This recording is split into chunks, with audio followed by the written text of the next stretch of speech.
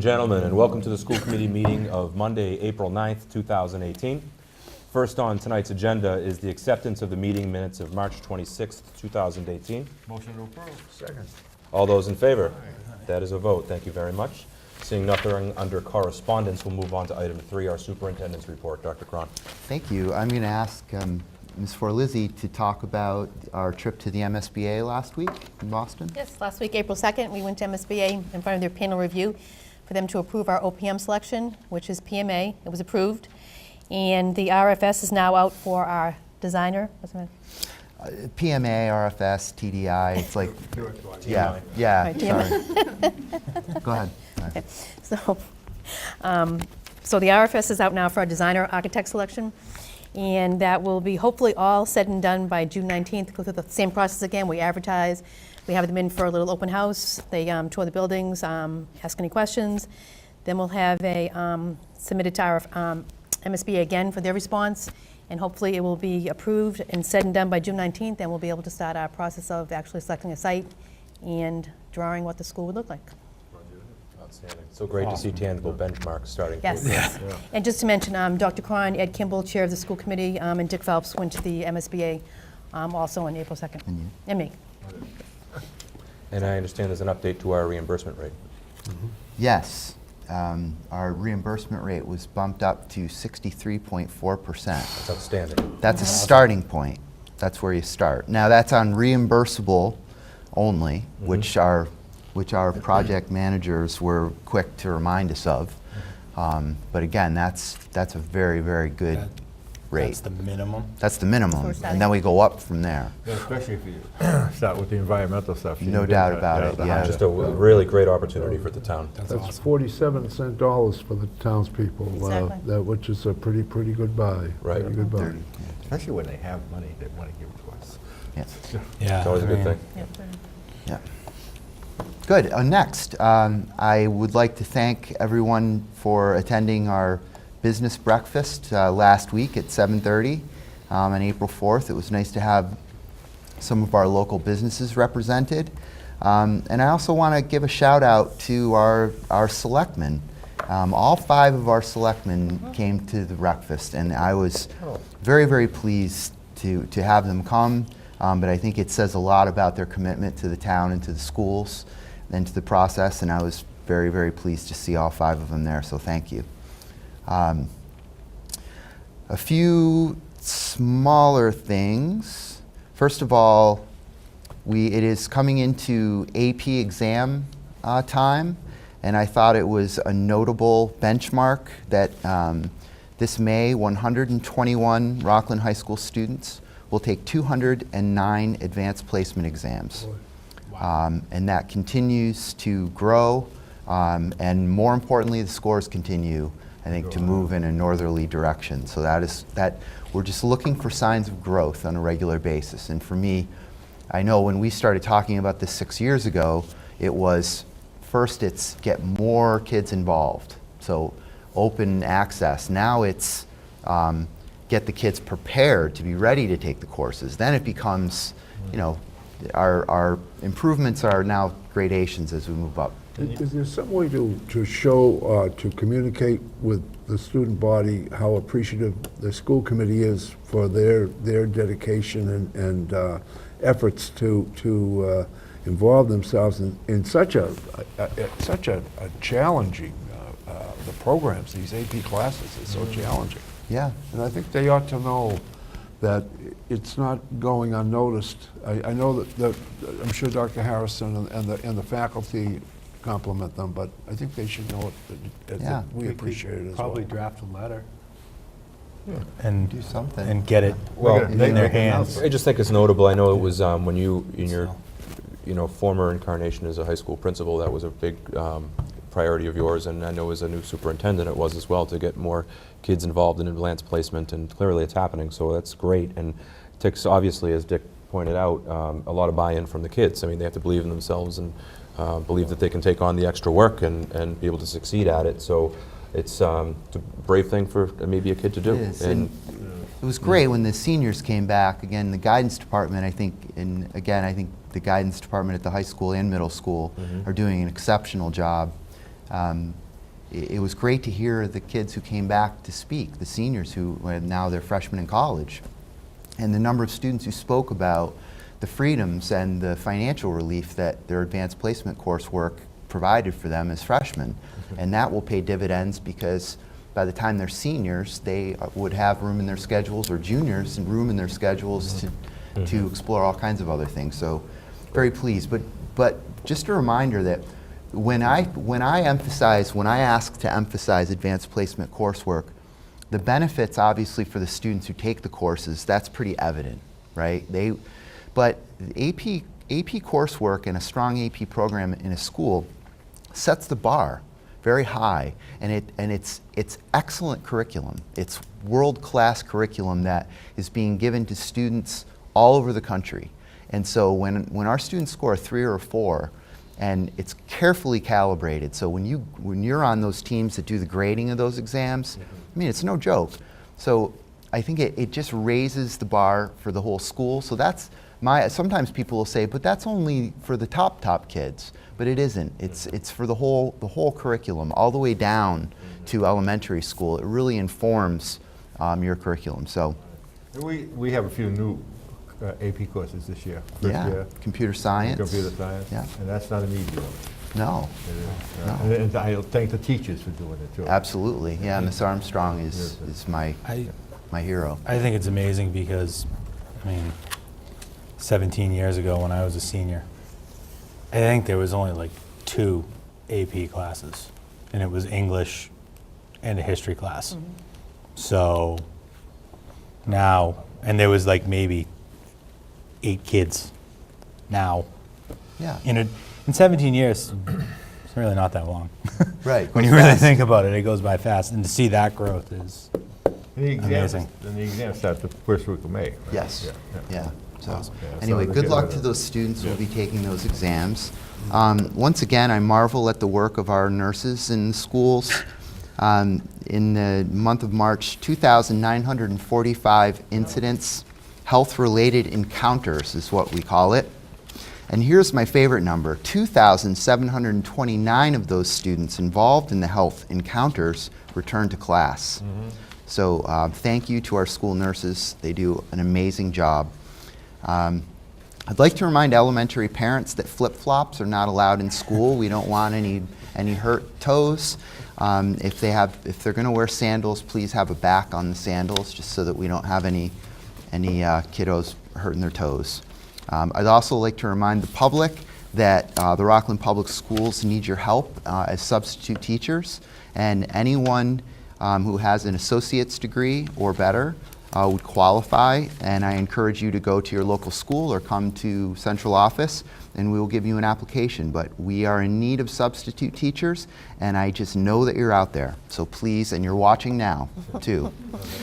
And my final piece of my report is, this is the images, this is the Current Images magazine, and just want to congratulate I know Mr. Neal and Mr. Bigsby, the faculty advisors that do this work, to see where this has gone in just a short time.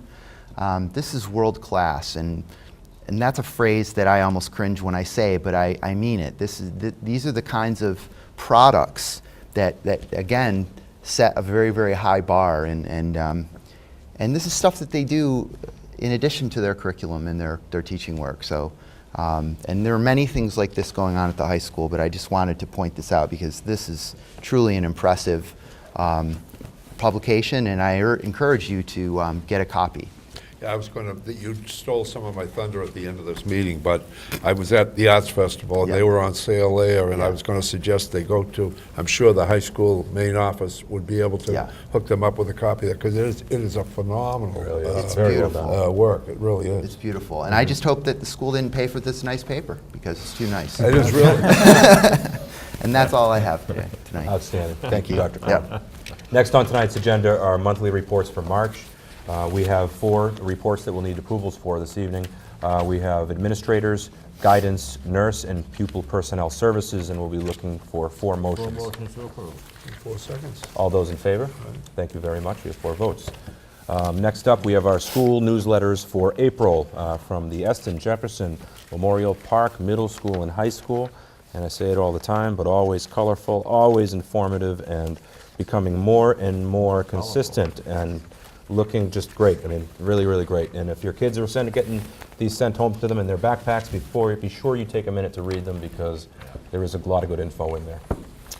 That being said, we also, for your information, have under item C of section 4 in reports, our building rentals for March.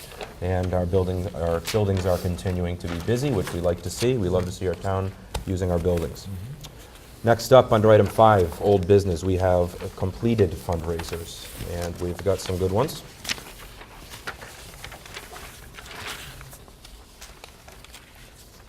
Made some money. There, my thank you. All right, for completed fundraisers, we had a coffee cake sale that raised funds for the class of 2021. And they collected $500, which is absolutely outstanding. We also have the... That was last year. That was last year. Yeah. Yeah. They They had actually- more. Oh, I'm sorry, 727. thank you. They netted $727.26 this year, indeed. Coffee cake sales, excellent. Was those the grandma's coffee cakes, I think? Is that what I remember? Yeah. Good stuff, good stuff. Okay. Fat-free. Next up, under new business tonight, we have the Guatemala Service Learning Trip coming up during February vacation of 2019. Dr. Prawn? I have a letter from Dr. Harrison. Dr. Harrison, would you like to?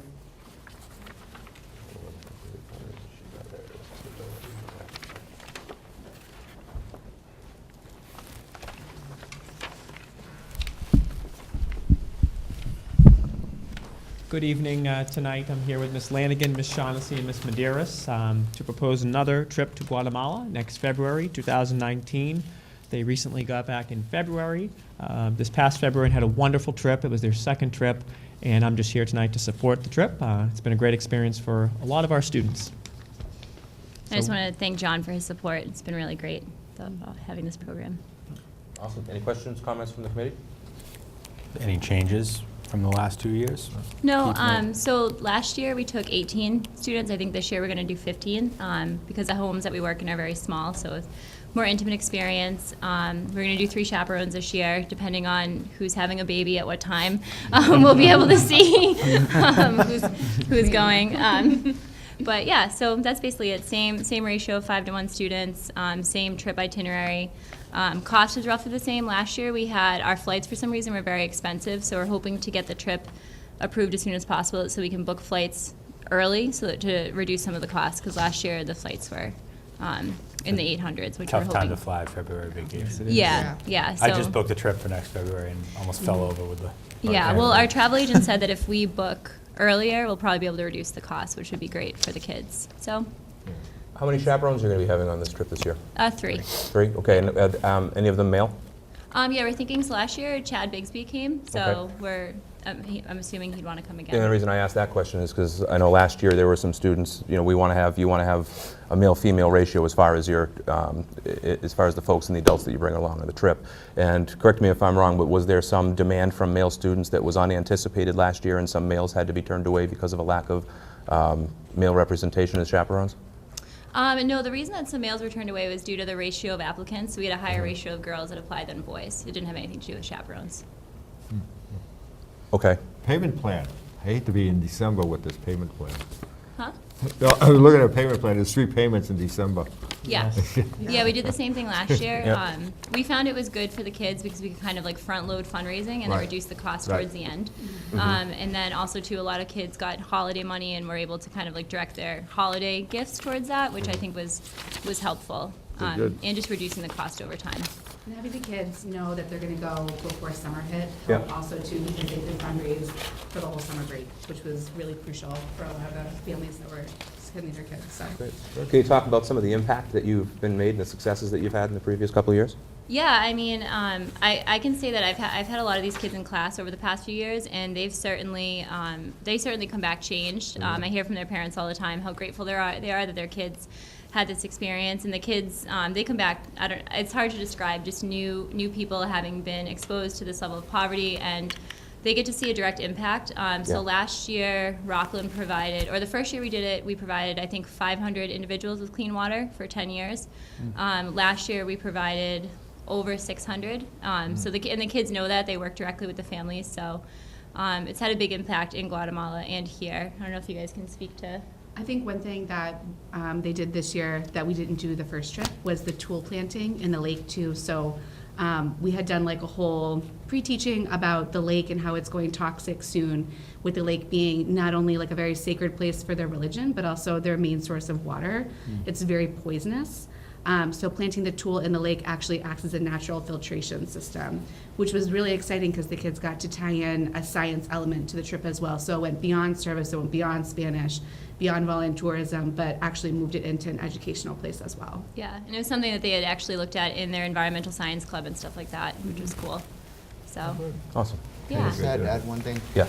At the business breakfast, John Ellard spoke, was one of the speakers, and I think this idea of transformational, that school being transformational, to me it's something that I believe in wholeheartedly, and to have a student come back from a trip like that, and they are a changed person, and I applaud the work that you guys are doing, particularly the service learning aspect of it, but it's something that I hope we continue and expand on, because that's why we're here. And it really does. I didn't get to travel until I was in my 20s, but my life was never the same after that. So I applaud you, your passion for making these trips happen, and I hope we continue. Thanks, Alan. Yeah. Thank you. How do we decide on students through the application process? Like, kids So you who went guys- last year, are they kind of automatically slotted in? Yeah, so Be you able to go guys should again? have a copy of the application here. So next year, we are going to take 2 returning students. Last year, we took a few returning students, and it was incredibly helpful to have these student leaders in action, kind of taking charge. And it was a great leadership opportunity for them. So this year, we would like to bring 2 returning students from last year, and then we'll have 13 new students. And we've already had a lot of interest expressed in the trip, so I think we should have no issue filling the 13. Normally, for whatever reason, more girls apply than boys, so normally you have more girls, but we always have a couple of boys that come on as well. So, and what we do is we have the application process, we blind read them. They also get recommendations from teachers and coaches.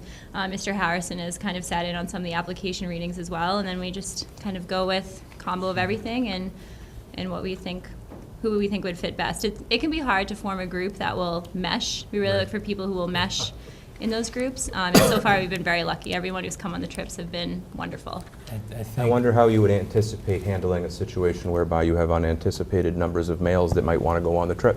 And if you've got 2 female chaperones and 1 male, are you going to need to turn males away because you only have 1 chaperone that's a male? No, I don't think that would be an issue. I know the Italy and Greece and all the other trips, they Okay. usually have less male chaperones than. Okay. So we just go with ratio of applicants. Let's say there's 20 female applicants and 5 male applicants. There would be a greater percentage of female applicants, or however it works out. If there's 20 male applicants and 3 female applicants, we'll have more males on the trip. We just try to keep it as fair as possible in terms of ratio. You'll have more, you'll add a applicants. male chaperone, you're telling me, if you have more. No, we would keep 3 chaperones. It would probably be 2 females, most likely me and Miss Medeiros, and then Chad Bixby would be the Right, so male. what would happen if a majority of the folks applied were men? I mean, that may not accidentally happen. That might not happen, and it might not be likely, but if it were to happen and, you had an unanticipated amount of males that wanted to go on this trip, what would happen if you didn't have adequate chaperones that were male chaperones? I think I that's could a just- really valid question. None of the chaperone positions are like set at this Okay. point. We always wait until the group kind of rolls in and we figure out what our numbers are before we dedicate the chaperones, but I don't foresee the number Okay. changing from 3. I just want to make Yeah. sure that nobody would be denied the opportunity to go on this Absolutely. trip based upon the fact that. No, of that their certainly Yeah. wouldn't happen. Okay. Our ratio of our students that apply are not based on chaperone gender, because that Okay. would certainly be inappropriate. Right. Our applications are based on the percentage of students that actually apply. So, again, if we have a large number of females that apply, it would be naturally a larger number Sure, because we have yep. a larger pool to It's just pull such a from. great opportunity, and you guys are doing such great things, and, I just want to make sure that everyone who wants to Oh, be a yeah. part of it has the opportunity to be Oh a yeah, part of it. certainly, Just certainly. to add one thing, I do feel that any of the chaperones we have, whether they're female or male, I think they're all qualified to handle all tasks of the job. So I'm not concerned about the ratio of male-female. I think Sure. these chaperones in particular could do anything a male could do and vice versa. Yeah. I mean, Okay, great. Do we have a motion? Motion approved. Do we have a second? Second. All those in favor?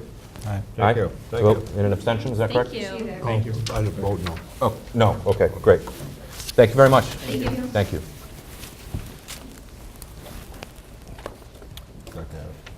Okay, next on tonight's agenda, item C, we have a request for approval of graduation procedures. Dr. Cron, anything you'd like to highlight? They have not changed since 1943, Motion to approve. Ah, thank you. nor will they. We have a motion to approve? Motion to approve. And a second? Thank you. Okay. And also, we have to approve the 2018 and 19 school budget hearing date, which we have tentatively as April 23rd, 2018. Be our next school committee meeting. So we'd begin the meeting with the public hearing of the budget, and then begin the meeting. Motion to approve. We have a motion Second. and a second. All those in favor? Aye. Thank you very much. We also have, item D, a request for approval of senior activities. Dr. Cron? Yeah, I think the only change to point out here is the senior, not the senior banquet, but the academic awards night. Well, actually, there isn't any change. So, no, everything is the same. The underclassmen awards, I know that we're looking at moving those from the hall off campus to on campus. But, no, it is as reads: the Grand March on Friday the 11th, prior to the prom, the senior banquet on Thursday, May 31st, and graduation on Friday, June 1st, At 7 p.m. 7 p.m. Nice warm weather, Yep, no rain. nope, And it's already been ordered, right? no flip-flops. Motion to approve. We have a motion to approve. Do we have a second? Second. All those in favor? Thank you very much. That is a vote. Item E, under tonight's agenda, we need to request for approval of the last day of the 2017-18 school year. Did someone motion tomorrow? Yeah, we're at last, Right from the audience. we are requesting that the last day of school be Wednesday, June 20th. It will be a half-day for grades 1 through 4 being dismissed at noon, and grades 5 through 12 dismissed at 12:30. Motion to approve. We have a motion to approve and a second. All those in favor? Aye. Thank you very much. That is a vote. Next up, we have a request for approval of fundraisers. Only one. There's only one. And just the one. We have just the cross, I'm all out of order here today. The cross-country bake sale. Do we have a motion? Motion to approve. And a second. All those in favor? Thank you very much. That is a vote. Okay, next up, we have surplus property under item G. Dr. Cron. Yeah, some books that are just taking up a lot of storage, and we'd like to request permission to surplus these books. Motion to Motion, approve. second. All those in favor? That is a And what do you vote. do with these?